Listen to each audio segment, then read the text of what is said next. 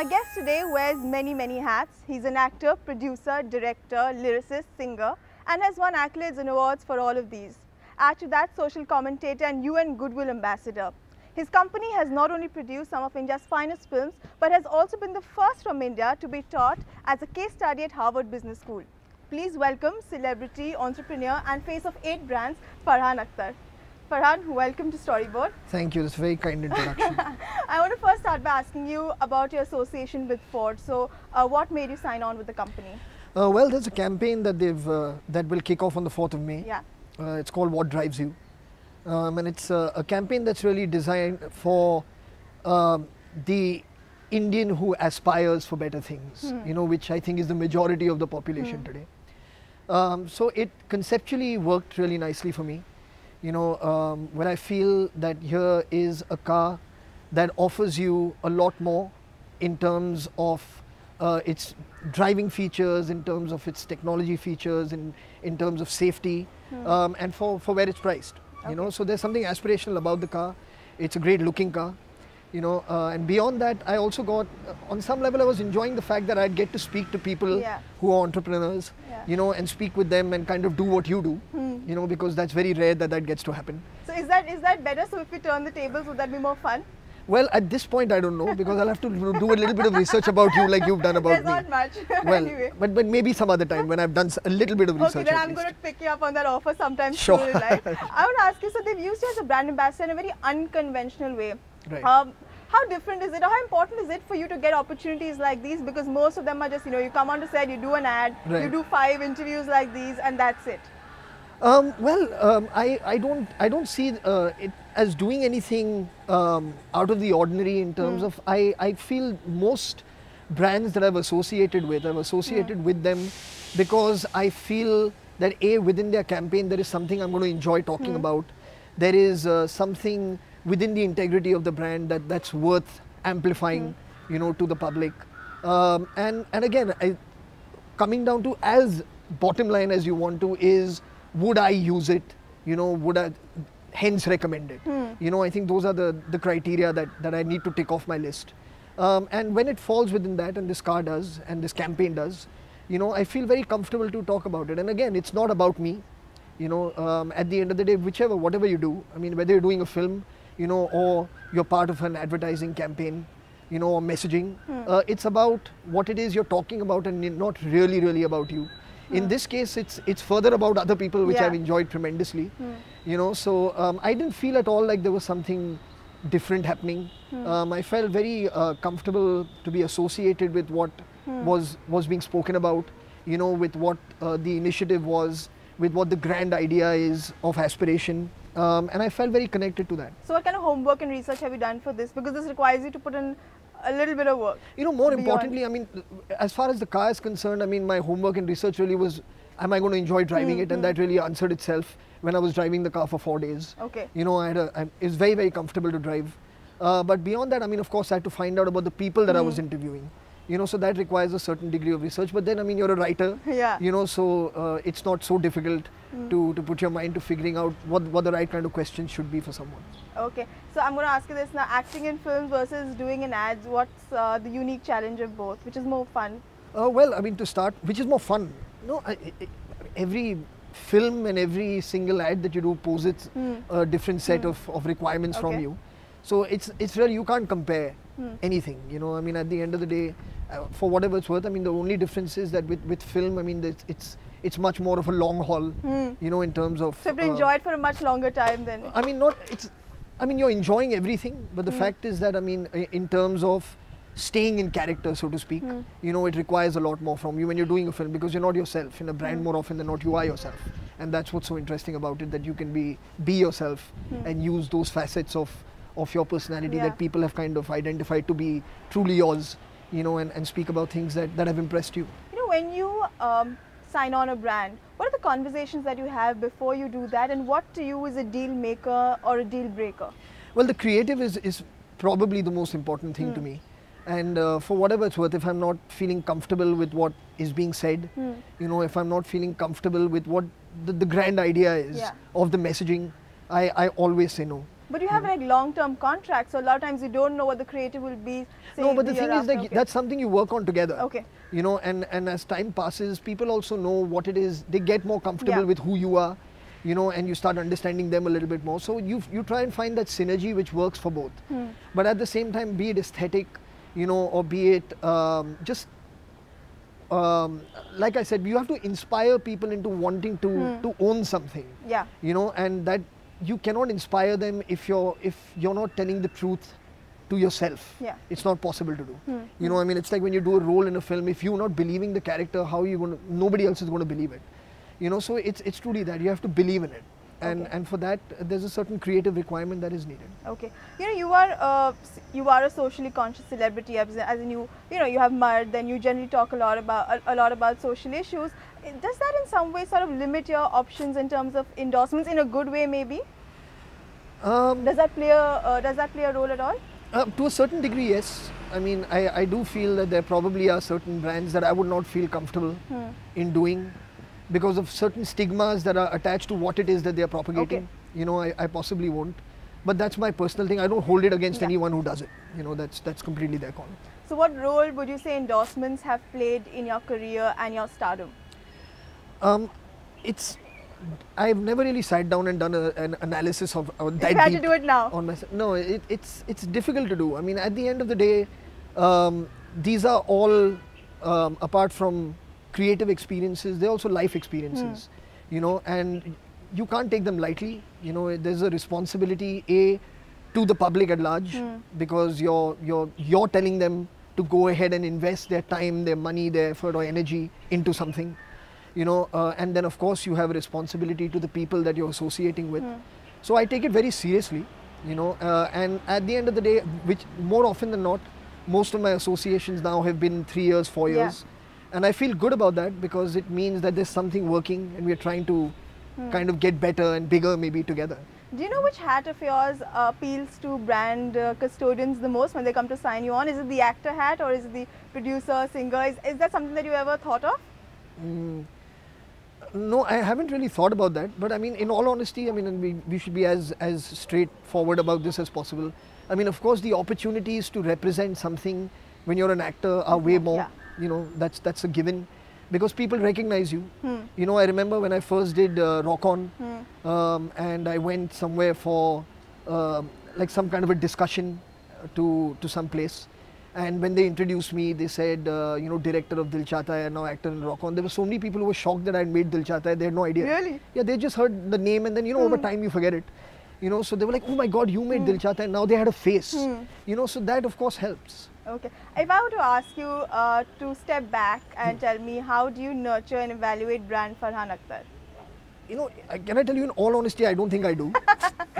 You know, I feel your actions and your words and your work, they really represent you. They are your ambassadors, you know, so to speak. And I think whoever approaches you with saying, let's associate on a product or on a film, you know, they've created an image of you from what they've seen you doing professionally, you know, or then personally in a certain capacity. And that's what reaches out to people, you know, and it creates an image. Like, we all have images of people, you know, in our head that we haven't met, that this person will be like this, you know, and I think that's only based on what you've seen or read, you know, of them from their interviews or from the work that they do. How important do you think is for celebrities like you, who have the kind of stature in society, to make a difference, to take up initiatives like these? And at one point, do you sort of hold back, or do you make sure, or do you reflect on, you know, it stopped becoming a distraction from the cause? I really don't have a very strong opinion on what it is that I feel all celebrities should be doing. I don't have an opinion on that. I feel if somebody is doing something because they truly feel it, then they should. If they're not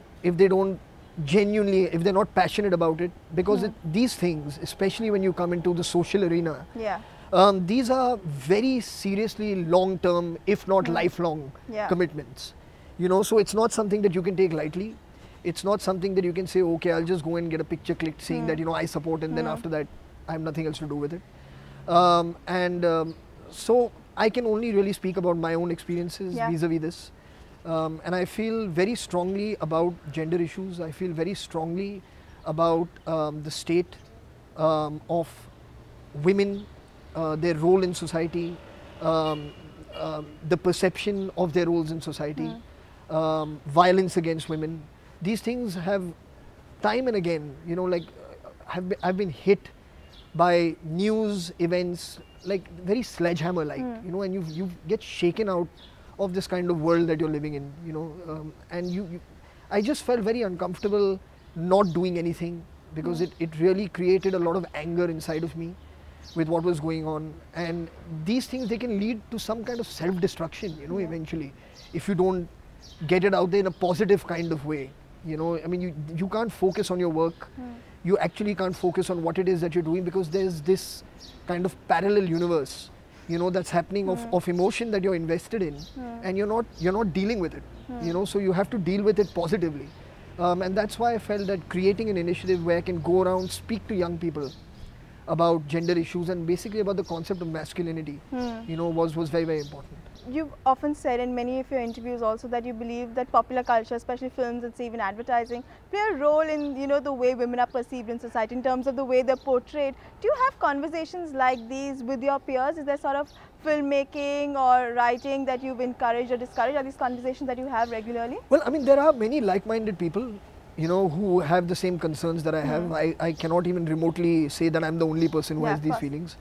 And yeah, we've had many discussions, I mean, just from the top of my head that I can tell you, I mean, just before I started Mard, I mean, I had a very interesting meeting discussing this masculinity thing with Ashutosh, with Rakesh Mehra, with Prasun Joshi, with my father, of course, and again, when Mard was initiated, I spoke to everybody that I knew, from Ritik, to Shahrukh, to Preeti, to Priyanka, to Anushka, and everyone was very, very supportive. And so you realize that they all feel the same way. So at the end of the day, you have to constantly inspire, people to be able to move forward in these areas. And many people have the same concerns. So I mean, if I can help them in any kind of way to get involved, I mean, why not? Okay. You've often said in a lot of your interviews during your promotions that there has to be a better way to promote films. You said that a couple of times. Yes, absolutely. The promotion, the same assembly lines, marketing strategy. Yes. For an industry that is all about creativity, you're so uncreative when it comes to selling your product. Honestly, I mean, for whatever it's worth, I mean, Ritesh and we try our best to kind of innovate something new at least every time we're going out and kind of getting people interested in our film. But it is difficult, because there is a kind of a machine that has been created that constantly needs to be fed, and at the end of the day, in all fairness, you want to speak very happily about your film to people. You want people also to feel happy. I'm talking about like the media, for example. You want them to feel good about your film. I wish at times, I do wish, that there could be a little bit more, whether you want to call it sensitivity towards the people who made the film, or if you want to call it, maybe somebody comes with questions that are slightly different and out of the box. That would be nice. Like these. I don't think it's too much to ask, and that's all you can really hope for. It's just when you go through like a kind of a junket where you're answering the same question, over and over again, I can completely understand that the person who's asking you that question is asking you that question for the very first time. So they're very enthusiastic, but you've answered it 50 times before. So they should just be a little bit sensitive to that. That would be nice. Okay. How do you view this obsession with the industry and trade analysts with 100 crores becoming the benchmark to judge creativity and talent? Well, and everybody does it. No, absolutely. But I've spoken about this in the past as well. That it's very unfortunate that cinema, which is an artistic medium, has now started getting gauged only on business, and somehow the creative success of a film at times is ignored. Every film that you think about that is a good film but didn't do well falls into the category it's way ahead of its time. Wasn't that was said about Dil Chahta Hai also? I mean, to a certain extent. But the fact is that what does way ahead of its time mean? That means it's a creative success, but just not for now. And I feel that it's important to enjoy even the creative success of a film, if you look back in time, you will remember films for them being good as opposed to for them being successful. Yeah, but this is you as an actor speaking, as a producer who owns a company. No, I've always felt that. I felt this ever since I made Dil But Chahta. how do you at Excel balance creative success and commercial success? Because if I look at your record, and I got this number of the Harvard Business School case study, your most successful film, I mean the iconic Dil Chahta Hai, was termed as an average grosser, and Dawn 2, which was not highly acclaimed critically, has been your biggest success. That's right. My biggest box office. Yes. Well, see, at the end, every film, once it's out there, has a life of its own. You know, there's nothing more you can do for it. Once the people decide whether they like it or that they don't, how many times will they watch it or whether they won't at all. It's not under your control at all. And anyone who tells you that I'm making a film and it's definitely going to do this, you know, is lying, because that's not the case. You know, so I mean, anyone who makes a film, not just me, I can speak about this for anyone, wants their film to do well. You know, they want it to be critically appreciated and they want it to be commercially successful. Everyone wants that. At times you get one or the other. You know, on a great film you'll get both. You know, and that's at times very rare. It is rare, but I mean the fact is that's what you aspire for. You know, so as long as once in a while you can find that balance and you get both on a film, that feels great, and that's really what drives you. But do you sometimes, as a company, decide that for some films you need to go the creative way, and some films you're like, no, you don't think about that. I mean, no, it's not. I mean, these things are too instinct driven. Okay. You know, to say that let me design a film. You can't. I mean, you first connect to an idea that you have, and you connect to a story that you have, and then of course your craft is in how do you present it to people, where everyone who's watching it can have a collective experience. You know, but you had a sort of different career. Most people, you know, they get into acting, then they launch a production house, and then they get into the business side. You came in as a producer, director, and then you became an actor, and of course your singing and all of that took off as well. Given that it's worked the other way around of sorts for you, has that in hindsight taught you more about the craft and the business of filmmaking, and thus made you better at all? You know, I must tell you in all honesty, as far as the business of filmmaking goes, I'm heavily reliant on Ritesh. Again, I mean, for me the focus really is to try and tell some great stories as much as possible. And every time we try and make a film, we try and innovate on a new idea as much as we possibly can. And that's really what drives me to do what I do, most importantly. Okay. You know, yours is a professionally run company. Do you sometimes wonder, or does it scare you at times, that maybe, I don't know so much in film circles, but in the public domain, the fate of this sort of hinges on your name? You know, when you say Excel Entertainment, people know it's coming from Farhan Akhtar's well, I mean, that's got its, I guess, there's nothing wrong with that. Yeah. I mean, I don't see any disadvantages of it. I mean, the fact is that we worked as hard as we do, you know, to try and create. I mean, at the end of the day, there is a reputation and you can't deny it. You know, you can't shy away from it, and you can't say it has nothing to do with me, that's other people's problem, because that's your name. You know, so I mean, you want, and again, the only thing that you can do, because you cannot predict what the box office success of a film will be, is that somehow you want to try your best to maintain a certain creative standard, you know, and as long as that's maintained, you know, I feel on some level you've done what it is you're promising people. My last question to you is, you'll be doing a lot of interviews with entrepreneurs, but before you do that, there are a lot of brand custodians and startups that are watching the show. Any sort of business gyan that you'd like to give them? Any tips? Well, I mean, the one thing that I must say from speaking to all the people that I did on the Aspire shoot was it's amazing what potentially people can achieve. You know, if they believe in what it is that they're doing, you know, and somehow that's backed up with a tremendous amount of effort and hard work. You know, so I mean, to anyone who's watching, I mean, all I can say is that if you have a dream that's kind of fresh, new, out of the box, you know, I mean, don't give up on it, because there will always be someone who will probably kind of come along and support you with it. Okay, Farhan, thank you so much for taking time out. Thank you. And all the best for your campaign. And we'll meet again, tables turn. Yes, absolutely. Thank you so much.